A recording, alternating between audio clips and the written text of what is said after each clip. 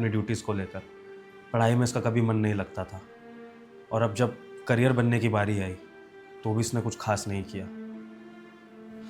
पापा जब हमें छोड़ के गए तो उन्होंने मुझे बस एक ही चीज़ बोली थी कि बेटा तुझसे तो कोई शिकायत नहीं है, लेकिन मेरे छोटे बेटे का ध्यान रखियो, क्योंकि वो उतना मैच्योर नहीं है।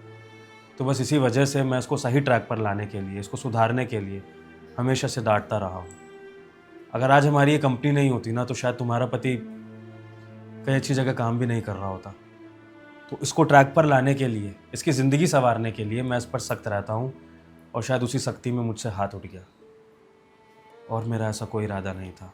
लेकिन तुम बिल्कुल सही कह रही हो, ये हाथ उठाना गलत है, और मैं वादा करता हूँ कि आज के बाद कभी अपने छोटे भाई पर हाथ नहीं उठाऊंगा, इसको हमेशा समझाऊंगा।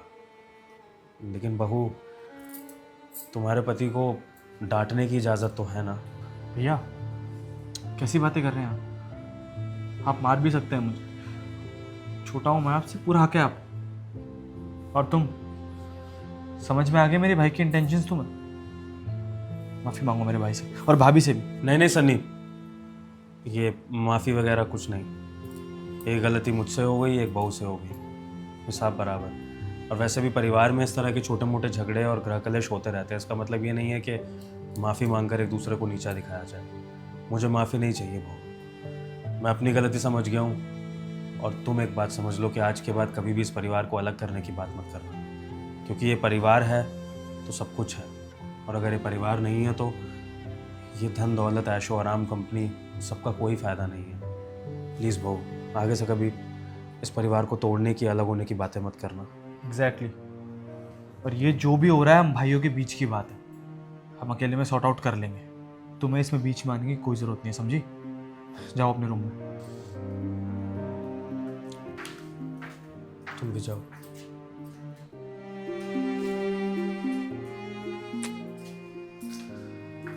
आई एम सॉरी छोटे, आगे से ध्यान रखूँगा। नहीं भैया, आगे से मैं ध्यान रखूँगा।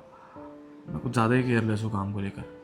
सब कुछ बना बनाया मिल गया ना, इसलिए चीज़ों की कदर नहीं है। लेकिन प्रॉमिस भैया, आज के बाद मैं सब चीज़ की कदर करूँगा। कदर भी करनी है तुझे, और अच्छे से अपना काम भी करना है, रिस्पॉन्सिबल बनना है, ताकि तू भी अपनी फैमिली को अच्छी लाइफ प्रोवाइड कर सके। क्योंकि मैं तो तेरी खुशी ही चाहता हूँ, तेरी तरक्की चाहता हूँ, समझा? जी भैया।